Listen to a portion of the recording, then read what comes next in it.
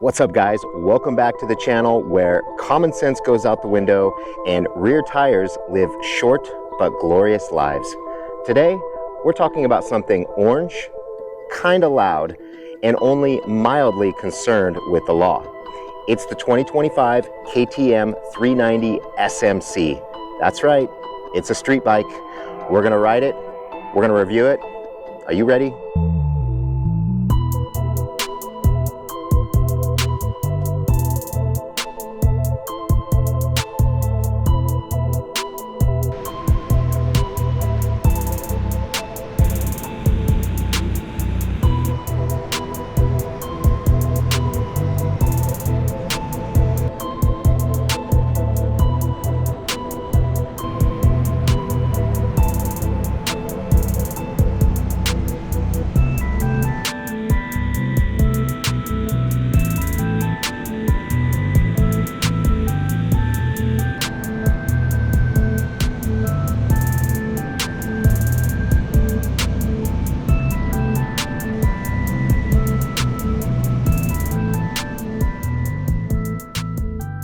This bike is KTM's idea of a beginner supermoto.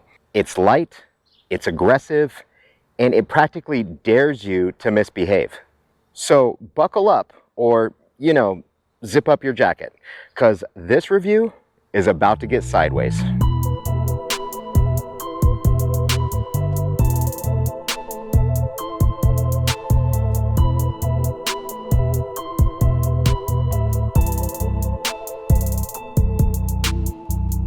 The 2025 KTM 390 SMC has the same engine as the rest of the fleet, a 398.7cc LC4 single-cylinder liquid-cooled engine with 44 horsepower and 28.8 foot-pounds of torque.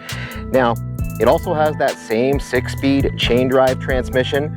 This bike also has a 43mm WP Apex inverted open cartridge front fork and a WP Apex split piston monoshock with 9 inches of travel and 20 clicks of preload and rebound adjustability.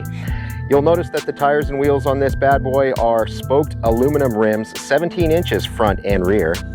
And the full color TFT screen is a bit smaller at 4.2 inches, but still has a few different ride modes and full LED lighting front and rear.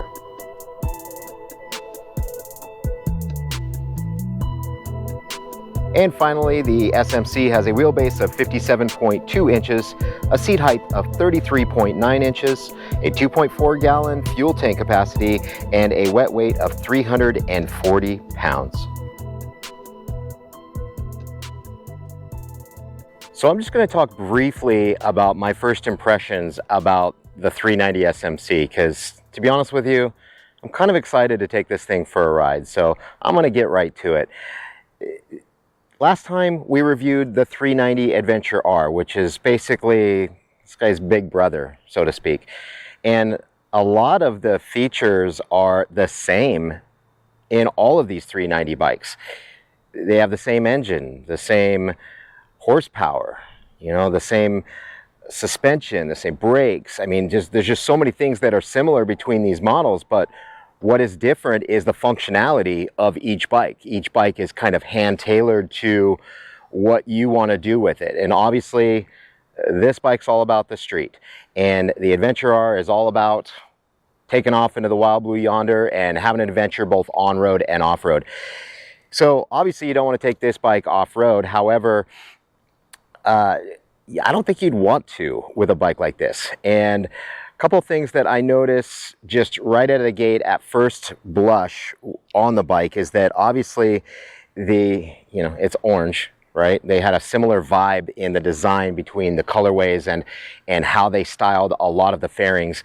And certain things are similar as I look over the bike. The coolant bottle on the passenger side here, or passenger side, on the right side of the bike is the same, which I like. It's got the same big turn signal button, which I really like. It's got these same ugly mirrors, which I talked about on the last review video. But some of the key differences that I notice is the TFT screen, or lack thereof.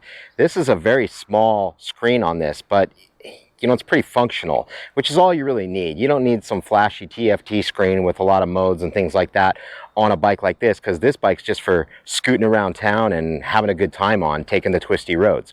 So but the biggest difference you can tell just when you look at the two side by side is that this bike looks to be a lot smaller than the 390 Adventure R.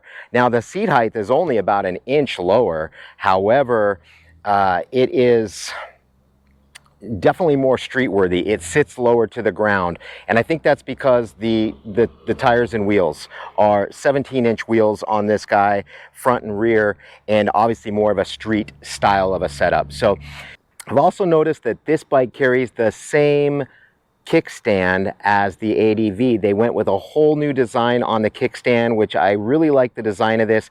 This kickstand is obviously a little bit shorter because the bike is lower to the ground, and as you see as it stretches up, same rear passenger pegs and kind of set up there as well. Now this bike doesn't have the same LED lighting, at least the headlight section in the front, that the ADV does. However, it does have the nice LEDs front and rear and a similar styling with the turn signals. So a very good job with KTM did, I think, on making this bike look pretty cool. You may not even want a tail tidy with a bike like this, even though that's a common thing to do. But that's pretty much it. You know, this is a street bike, and I'm excited to go get my gear on and take this thing for a ride. But, you know, first we got to talk about what this thing's going to cost you. So the good news is that this bike is $1,500 less than its big brother, the 390 Adventure R. At $54.99 MSRP, this can pretty much fit in anybody's motorcycle budget. Of course, that is plus fees, which we've talked about before. And right now, since this bike's coming from India, there's some extra destination charges. Be prepared to pay upwards of $1,500 to $2,000 above that MSRP, plus taxes and licensing. You're probably in the neighborhood of about $8,500 out the door US dollars for a bike like this. Now, there is a high demand for these bikes. So if you think out of the gate, wow, that's a lot of money for setup fees. But unfortunately, when you're a power sports dealer, you have to transfer those fees to the consumer. Otherwise, you can't keep your doors open. It's a challenging game and it's frustrating, but it is what it is. I think that as long as you're under 10 grand for a brand new bike, especially a street bike, you're kind of a step ahead of the game anyway. Now, where KTM was able to not necessarily cut some corners, but save you some money is obviously the TFT screen. Not a big TFT screen, so they probably saved some money there.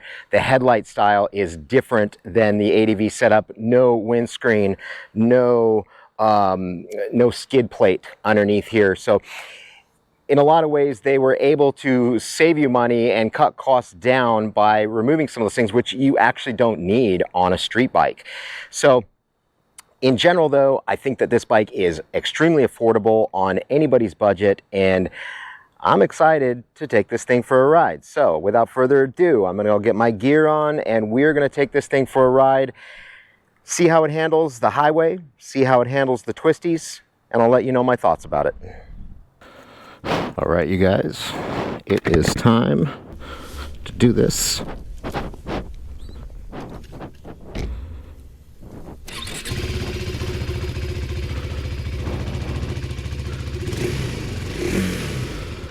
right, the 390 SMC, we're off and running.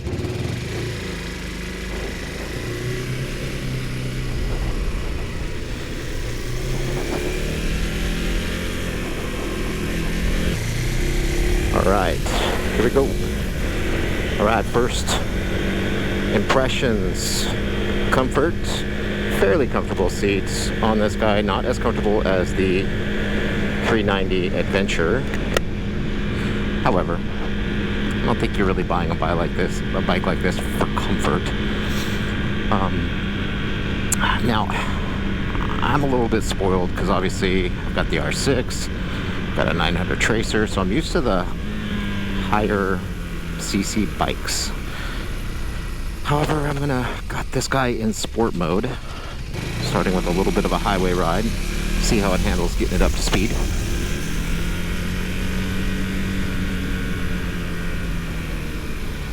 It's got a a little bit more of a growl, I think, than the Adventure R, which is kind of cool because you definitely want it to kind of sound like a meaty sport bike.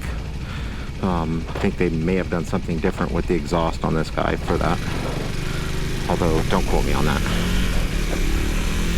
Shifting is smooth, very smooth actually. Let's get it up to speed.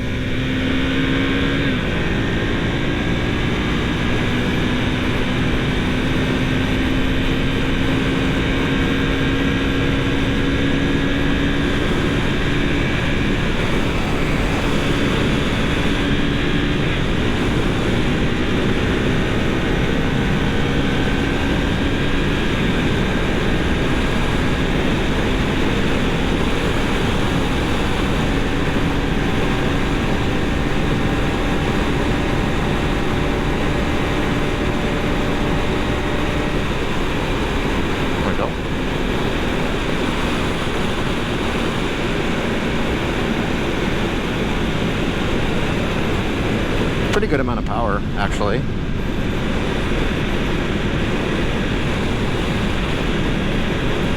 For 390, pretty impressive, actually.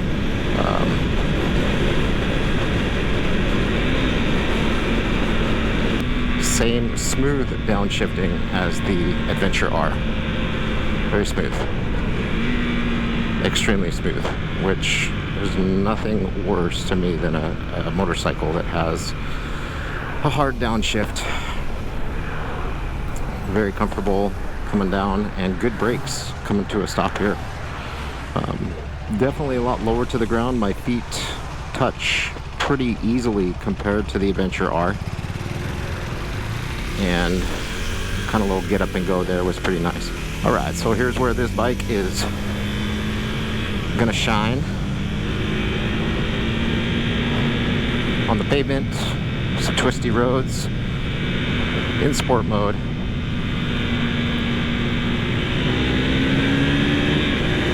Ooh, I can feel, I don't know if it's just because I'm on a sport bike, but it feels like it's got a little bit more get up and go, even though a lot of things are similar: engine, horsepower, torque.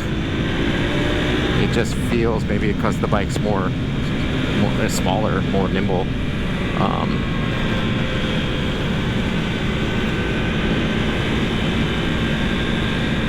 It's a little squirrely, I must say, for a street bike. It wanders just a hair.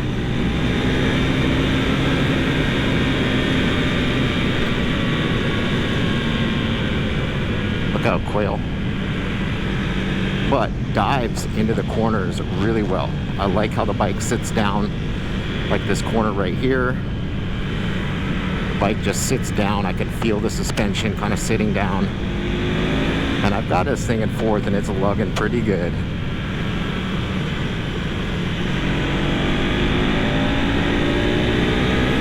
Lugs out of that low range really well.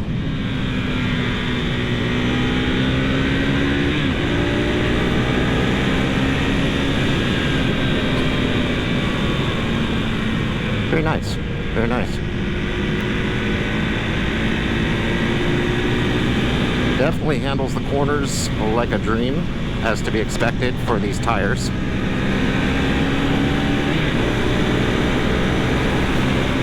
Yeah, I think it's just maybe, it feels like it's a bit squirrely once you switch gears and you're trying to get on it. The steering wheel kind of flutters a little bit. There's no steering stabilizer on this guy. You might see some improvement with a steering stabilizer. I don't know. But definitely, that's the one thing I noticed. Now, the stance and the width of the tank feels similar to the Adventure R. Very thin and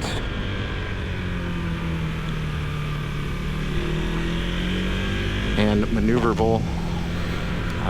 You know, really, you feel like my knees feel very close together on this bike, which is cool when you're kind of tucking in the corners and, you know, hitting the twisties pretty hard, which I did there for a second. I feel like I was kind of on it a little bit more than in the Adventure R.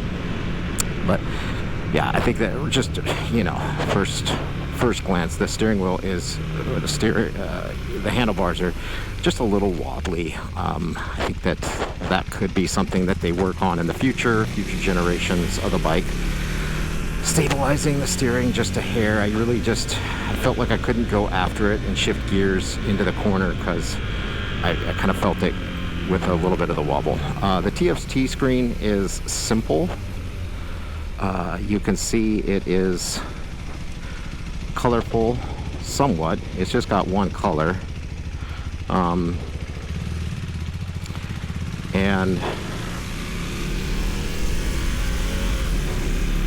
But it's effective. Gets the point across. Got the tachometer, got the miles per hour, what gear you're in. It's very clean, very clean. It's not bulky, which is nice. I think it would take away from the bike if it had this big, bulky, full TFT screen on there. I didn't mention it before, but the steering wheel controls, how you control the TFT is a little bit different. Just a straight up joystick controller versus the indented style like in the Adventure R, which is okay. You know, it's still functional. It doesn't get in the way of the turn signals.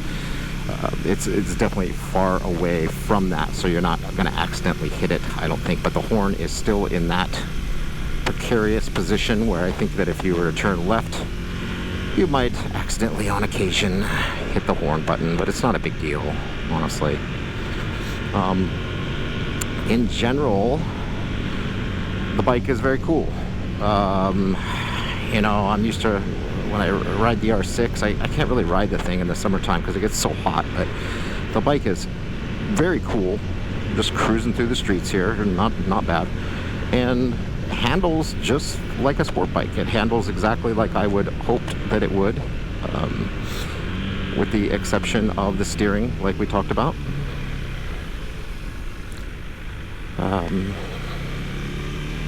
But you know, once you get the comfort level for it, it's not too bad, not too bad. So,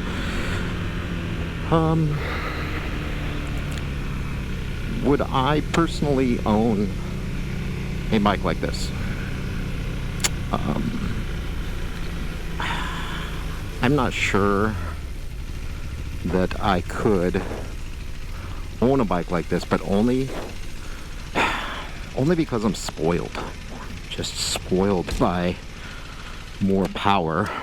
And I think that, I get my screen open here, get some fresh air because it's 1,000 degrees out. I think I'm just spoiled by the sport bikes in general, and like the higher CC's bike. I mean, that R6, it's a race bike, and once you go that direction, it's hard to come back. But if I had the extra money laying around and I just wanted a bike to kind of go down to the store and back in, this could be a very good option. I think, you know, in general, I think it could be something that is workable, manageable. The bike looks good though. It's small, it's squatty, it handles just like I thought it would. Now you can see that the tires are a little bit thinner than a typical sport bike, and that could play into some handling.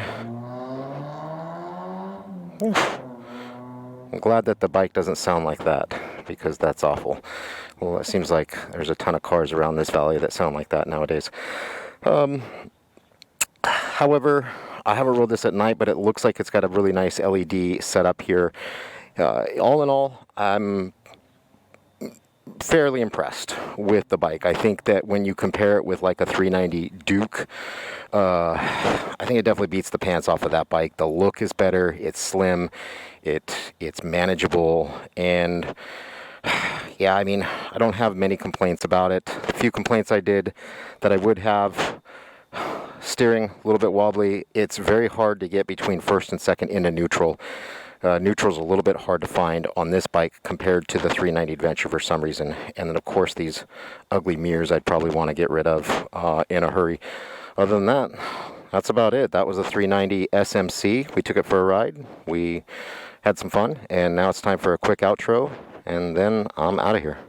And there you have it, the 2025 KTM 390 SMC. It's light, it's twitchy, it's got the attitude of a caffeinated Jack Russell Terrier, and it's definitely not the responsible choice. It's the kind of bike that makes you ask, do I really need my license? So, smash that like button like it owes you money. Subscribe for more questionable life advice on two wheels. And please, comment down below. We'll see you guys next time from Dual Sport. Take care.